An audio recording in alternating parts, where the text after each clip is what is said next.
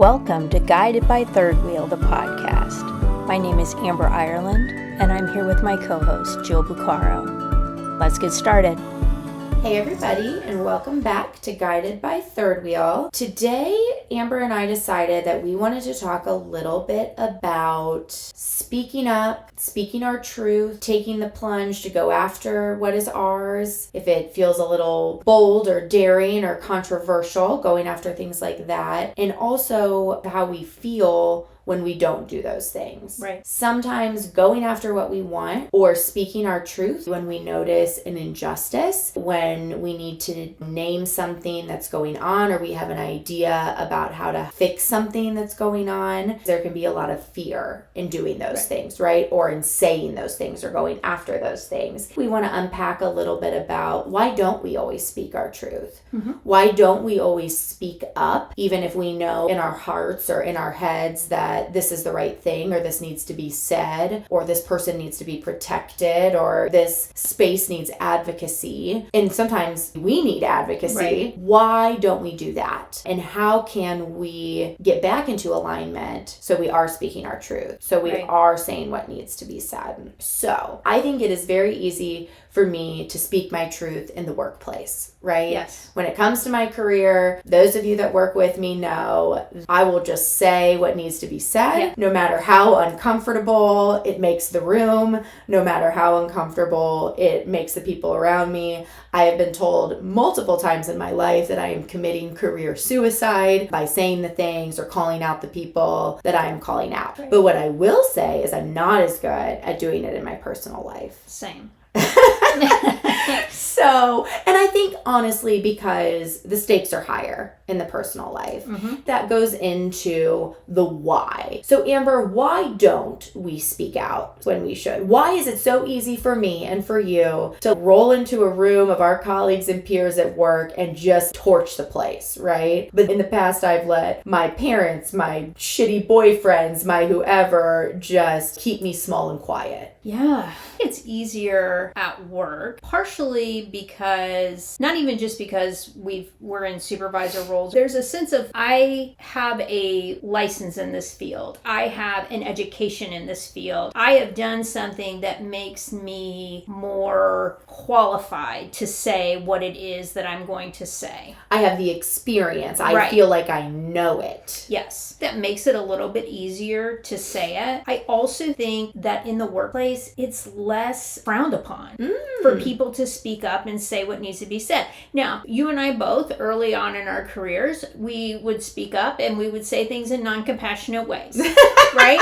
And so we've learned how to navigate that differently and still say what needs to be said, but say it in a way that people can actually hear and receive. Because sometimes if you say things in ways that are too brash or demeaning, the message is lost. Sure. Because the person has put their wall up and they're like, will not hear this. Who are you to speak to me this way? Yes. But in the workplace, when you point out when things are not going well and where things need to change, it just feels more acceptable. Right. Because in theory, we're dialoguing. You and I both work in spaces where we're tackling complex and systemic issues. And you're right. There is this expectation that we're going to try to talk through, brainstorm, have ideas, shoot down ideas, think about things. Yeah. It's our job to problem solve. It's our job to problem solve. And I think most adults recognize that in the problem solving process, there is dialogue and conflict, etc.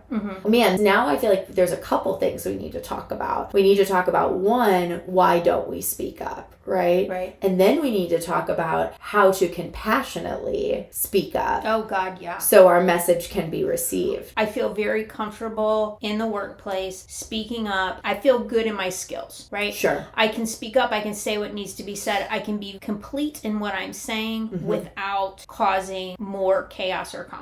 Right? I can just say what needs to be said. I can say it in a compassionate way. I can offer solutions, and I feel good about that. Okay? Yes. In my personal life, that has not always been the case, because sometimes when you speak up for yourself, well, that's the difference, right? And in my personal life, I'm speaking up for myself. I'm not speaking up for someone else generally. I'm not speaking up for an organization or a process or a policy or a procedure. I'm speaking up for me. In order to speak up for myself, I have to know that I am worthy to speak up for myself. Yes. And I think that's a place in the workplace that a lot of people run into. They don't speak up for themselves in their positions, in their pay, and because that's more about me, right? That's more about my worthiness.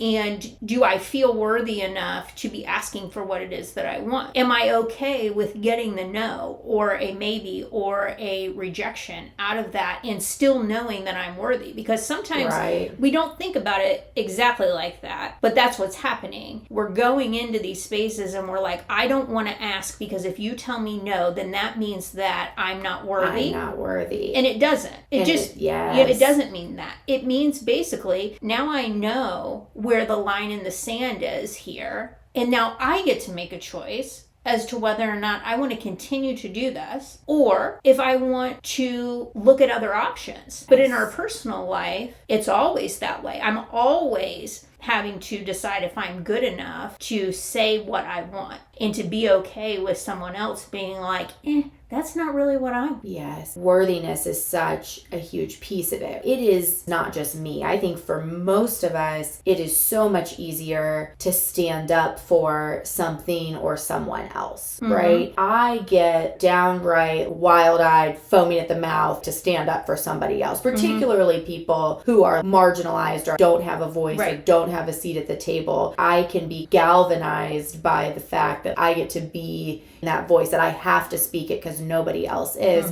because I believe that they are worthy. I went down fighting on Friday for something that doesn't necessarily affect me anymore, but it affects people that I felt responsible for a long time, man. And I will go every single time. I will throw down for other people because I believe in my heart that they're worth it. They deserve it, right? But I do think that because of my own stuff, and I think particularly women are this way, where we're like, but I'm okay. Yeah. It's okay. I'll be fine. Because deep down, I don't know that I am worthy enough. Right. Do I really deserve? Do my needs really require that I cause a ruckus, make a stink, shout out, make everybody uncomfortable? Why is it so easy for me to say, yeah, everybody else is worth that? But you know what? I'm not going to cause a whole thing just for me. And I think it's that perception that me standing up for myself is causing a ruckus. Yeah. Because you standing up for yourself should never be anything that is a dramatic event. People do it all the time. We allow people to do it in our lives all the time where they say, hey, I prefer this over this or whatever. And we never look at them like, why are you creating chaos? Right. But then we look at ourselves but then like, if I say it, then, you know, I'm going to make somebody feel some kind of way. It's going to create some chaos. And maybe I'm not deserving of this anyway. And I also think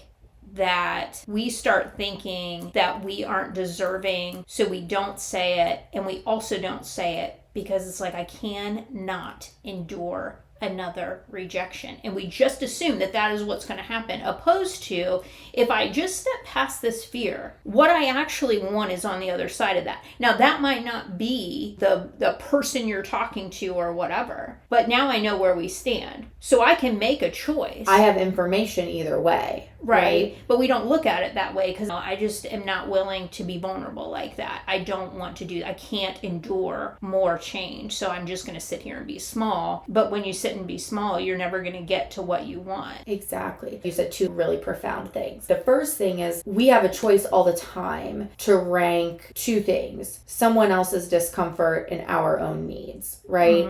I think the conversation gets different if it's my needs versus somebody else's needs. Yeah. But I don't think that happens very often. No. I think what is usually happening is my needs versus someone else's comfort. Right. And I think so often we will choose the comfort of somebody over our own needs. Right. We really need to think about that. And by we, I mean me. I really need to think about when I am scared to say something that I want, when I am scared to speak up. Am I scared because I am truly going to fuck up somebody's life? Or am I scared because somebody might be uncomfortable? Right. And I would think 9 times out of 10, I'm not fucking up anybody's life. I'm just making somebody uncomfortable. Right. But why would I sacrifice my needs and what I deserve for someone else's comfort? Well, and also, is it really going to make them uncomfortable? Or do we just perceive or are we just thinking that? Think about yourself. If somebody came to you that you were in a relationship with, that you loved, that you were in partnership with, and they said, hey, Joe, I really would like to do things this way. and they shared that with you, and they were honest with you, and they shared those feelings, would you be uncomfortable? Or would you be grateful that they were willing to say that? No, that's fair. Like, if we go back to my percentage analogy, 1 time out of 10, you're fucking up somebody's life, right? Mm-hmm. And probably 3 times out of 10, you're making somebody uncomfortable. And probably the other 6, they're just like, cool, bro, thanks for letting me know. Yeah. You're deepening that connection by sharing what it is that you want. And I also think that you're not fucking up anybody's life by living authentically. You're not by speaking your truth. No, you're not fucking up anybody's life, but I think there have been times in my life where I have stood up for myself, in my personal life especially. It has significantly altered a relationship with someone or something like that. Yeah, but that doesn't mean it fucked up their life. No, you're right. I mean, you just forced their option. Exactly. And I think that's what we have to remember too, and that also requires an acceptance that we have control over nothing. Right? Because those of us that love control want to think, oh, if I share this in this way, if I don't share this, if I do share this, what we're really doing when we're plotting in that way is we're manipulating, right? Mm-hmm. We're manipulating to control the situation. Yeah. But if we just, to your point, show up in a way and are like, here's what I'm thinking, here's what I want, here's what I need, you're not trying to control that. And to your point, you're giving the person the information they need to make a choice. Yeah. And that is how we should be communicating. Right. But for those of us that have been addicted to control and manipulation for so long in our life, we're like, what an absolutely revolutionary concept, right? That people would just come into a space honest, open, and authentic. Oh, God. Yeah, no, never. Why would we do that? Why would we do that? That's so vulnerable. Why wouldn't so easy.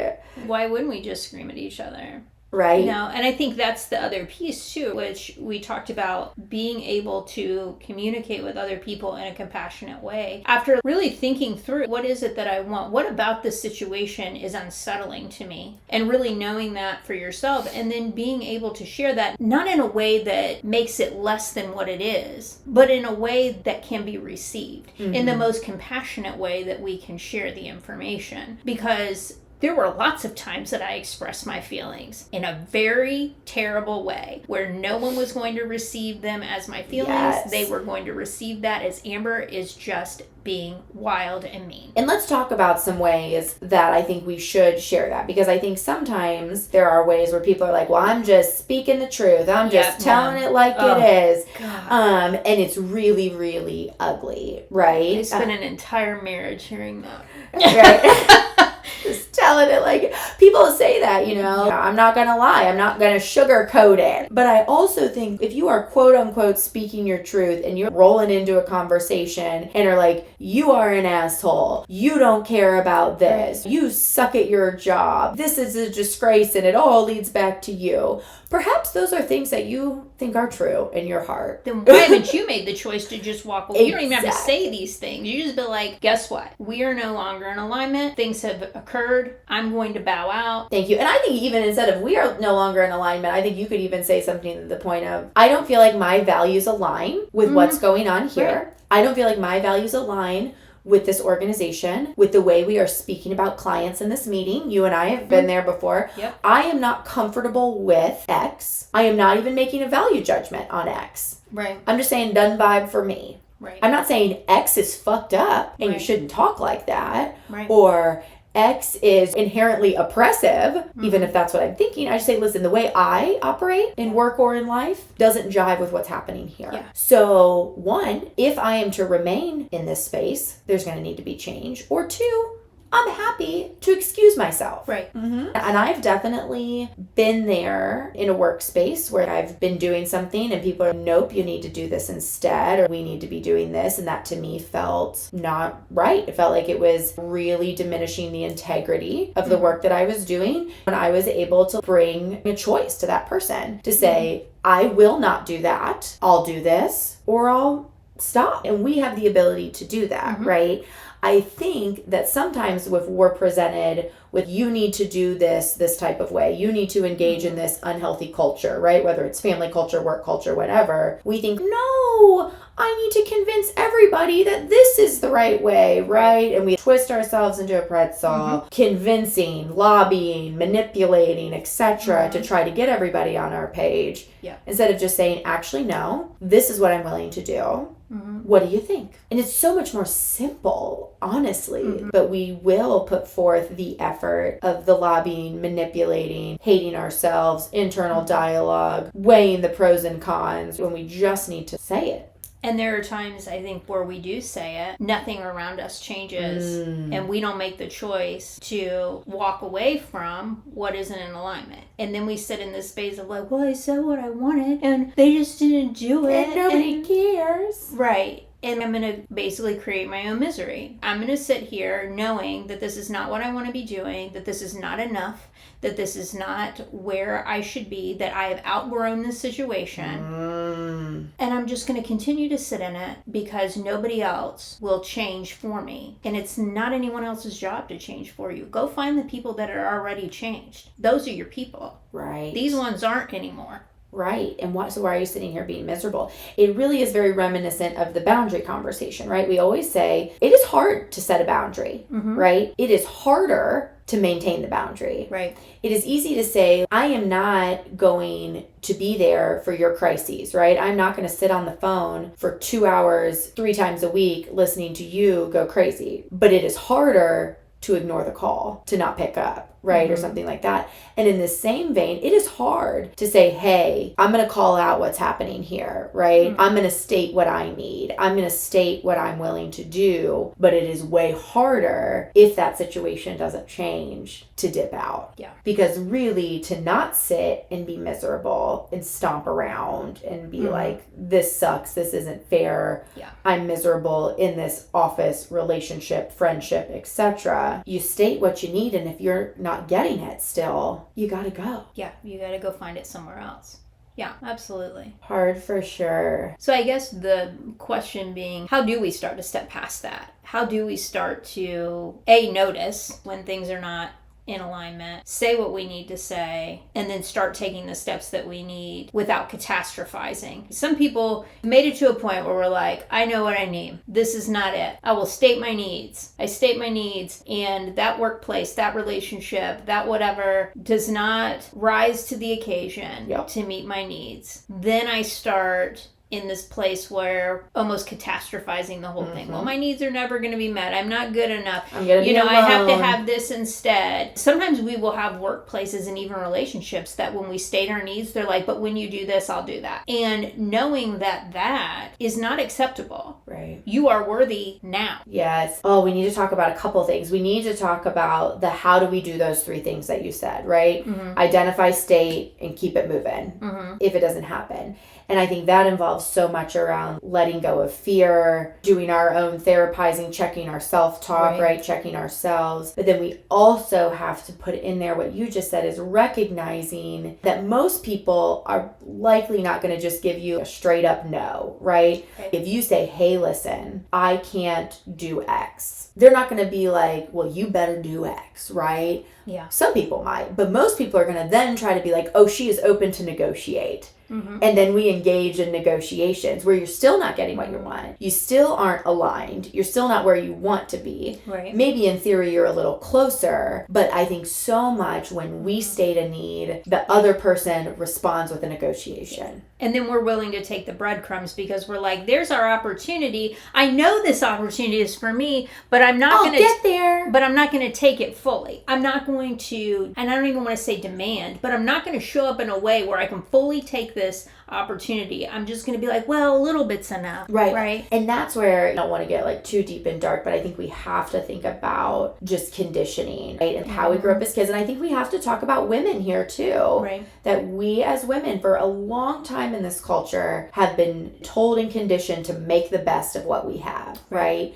And we feel really brave and we speak up. And maybe let's do it in the context of work. Hey, I don't think it's cool for us to talk about clients like that, right? And then everybody's like, oh, you're right. Thanks, Jill, for bringing it up. And then the next week, everybody's doing it again. And then we think, well, at least people know it's wrong. Right. At least they're doing it less. Da-da-da-da-da-da-da. Like, I can still work with this. When I just think that we, and maybe it's more me, have just been for so long conditioned to be like, okay, well, I am strong enough, smart enough, flexible enough to make the best of 60% of what I'm asking for, or 80% of what I'm asking for. Yeah. And sometimes I think that comes from not really being clear on what it is we want from the jump. We may say, I don't like this one thing, right? I want that to change. So I'm going to say that. But we don't really know why exactly we don't want that one thing. And is it really bigger? And maybe we didn't state or go into this with the understanding of what we really truly wanted. Because once we get down to that, then we have a better chance of knowing that we deserve it. Yeah. And I think about it more in the sense of when we talk about manifesting, right? Mm-hmm. I want this, right? I want this opportunity, and I'm thinking through it. And I'm like, here, this is exactly what I want. And I'm focusing my energy on it, and I'm doing the things to try to get there. And then opportunity comes. And I want it so bad that I am willing to sidestep all of the foundation that needs to be laid for this opportunity. I see the opportunity, that's mine. So if they don't want to do this, that's cool, because I'm still getting there. If they don't want to do this, that's cool. But what we're missing out on is laying the foundation so that opportunity has a place to stay. Yes. If we're constantly running at opportunities but only taking 40% of what we could have had, we're going to lose that. We don't have the foundation to keep it. Oh, I think that is so true. And it also made me think sometimes we're not realistic about the lack of foundation. Mm-hmm. Some of us are very good at being, here's what I kind of want for my end goal, or like, this is what I want, or this is what I'm visioning, or this is what I think. And we turn a blind eye to the utter lack of foundation that is there. Let me be less vague. Let me talk like in terms of a relationship, right? I certainly, in my life, for a long time, I loved a fixer-upper, right? I love to date somebody that I feel like just, really needed me, right? To get in there and like polish everything up and shine it up. And I had this beautiful vision for us, right? Mm-hmm. And I am strong and smart and determined and all of those things. And so I would just be like, eye on the motherfucking prize, right? Mm-hmm. And not notice that perhaps that person was not interested in doing that, right? Perhaps that person was not capable of doing that. And every once in a while, and certainly as I got older, I would even get better at stating what I want, right? Mm-hmm. But wouldn't be willing to acknowledge to your point, the utter lack of foundation. Right. That person's inability to get there with me, my inability to get there myself, right? Mm-hmm. The actual like environmental factors at play that made this particular vision entirely impossible. Yes. Because I'm like, well, my eyes are on the prize and I'm hustling. And then it's like, I did a little more work and now I've also said it. Clear is kind, right? I'm like checking all the self-help things off the list. And it's like, Jill, you are literally standing on a pile of rubble, pretending like you can build a mansion on top of this. Yeah. And then pay no attention to the rubble. Certainly I'm not looking at it, right? So none of the rest of us need to. But to your point, we have to also look at that foundational piece. Because if you're walking into a room and this is what I want, and it's just not fucking achievable, then you don't need to say all that. You just need to not be in the room anymore. Right. Oh man, you've really made me think. Because we always talk about this, there's so many layers to everything, right? And I think you got to get there, you got to state it, you got to be able to vision it, you got to be able to speak up for yourself, but you also have to recognize when you're beating a dead horse. Yeah. And what you're talking about, like running around and orchestrating everything, you're the busy bee running around, right? And you're like, I will do all these external tasks because that will make this happen. And you refuse to do the deep dive into that relationship and say, do we even have a foundation here?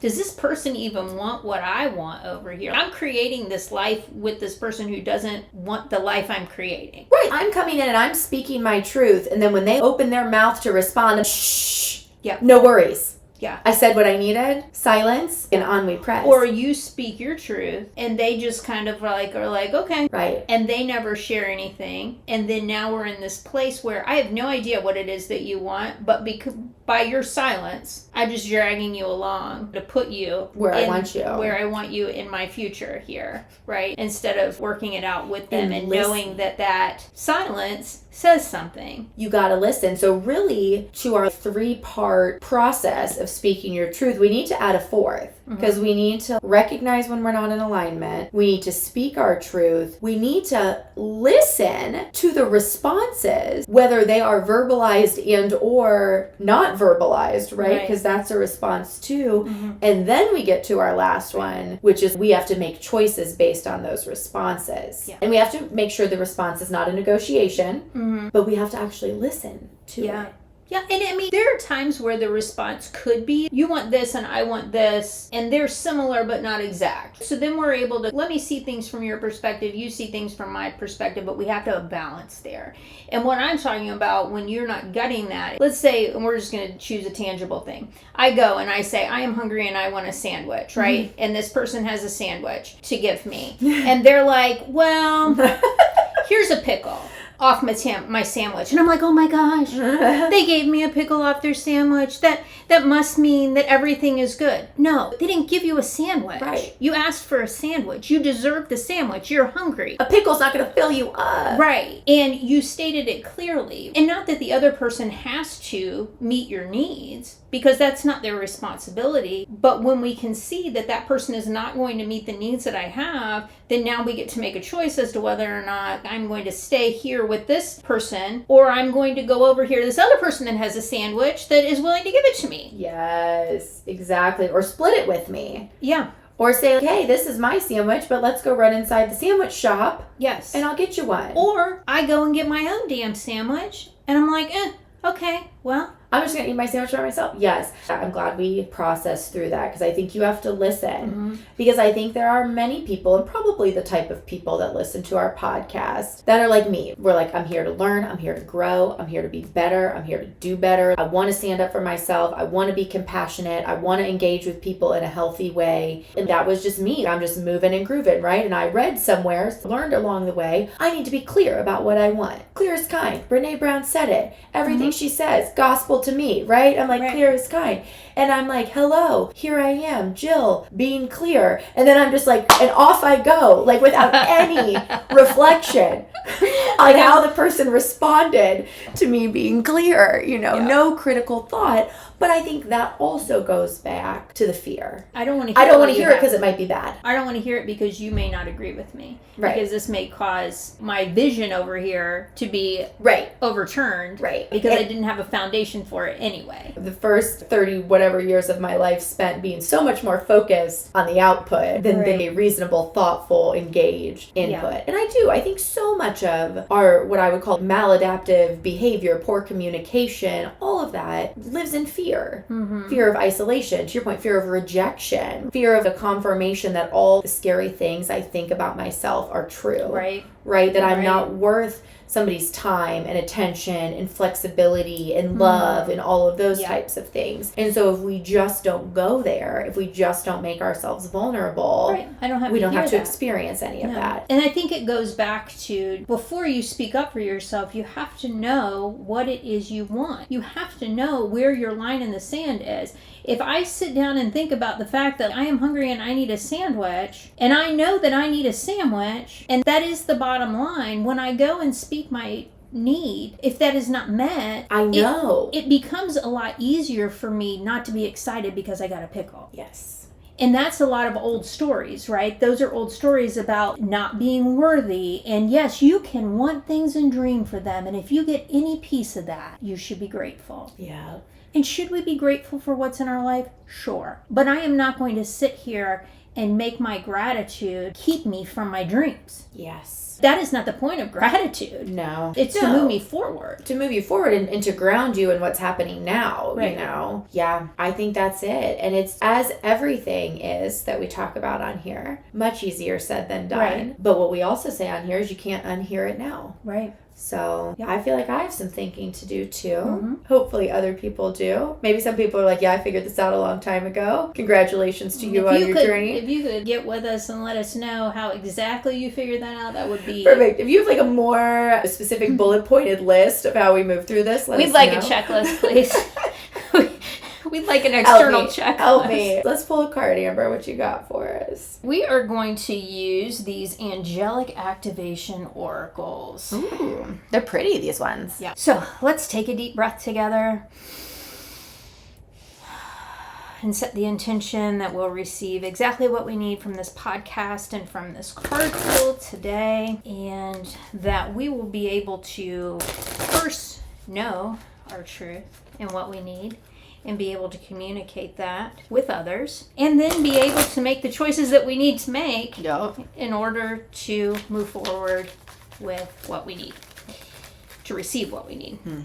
All right. So we got give the gift of your presence. So it says, now is the time to show up in ways you have never shown up before. Get present with those that you love and care about. Go beyond distractions and direct yourself back to the current moment so that you can enjoy the blessings that surround you. Instead of focusing on where you are going or what has previously happened, enjoy the beauty of here and now. And the activation is, I awaken to the blessings of the present moment. And I love this because I feel like the universe is like, hey, you guys forgot a piece of this, that this is the reminder that when we are speaking our truth, when we're listening, when we're really trying to be discerning and making decisions about next steps, we have to be grounded in the present. Yes. That if we're reliving all of our old trauma and wounds and living in the past, we're not going to be able to do it. Right. If we are so hyper-focused on the future and the output, we're not going to be able to do it. This exercise in speaking our truth is grounded in the present moment. Right. And we didn't say that. Right. So clearly they're like, you bitches forgot something. The Here you Shekinah go. was like, hello. Hello, dum-dums. Give the gift of your presence. But I think, and for those of us that it is hard to be grounded, which I think is most of us, it's hard to be grounded, hard to live in the present moment, understanding that that is also needed for this process. Right. And it's hard to live in the present moment when you're living in fear. When you're constantly living in this space of being afraid of what the outcome is going to be. Yeah. And not really looking at things realistically to where you are right now. Yes. All right. Well, thanks, guys. Bye. Thank you for listening to another episode of Guided by Third Wheel, the podcast. We would be honored if you would like, rate, and subscribe on your favorite podcast platform. Until next time, be well.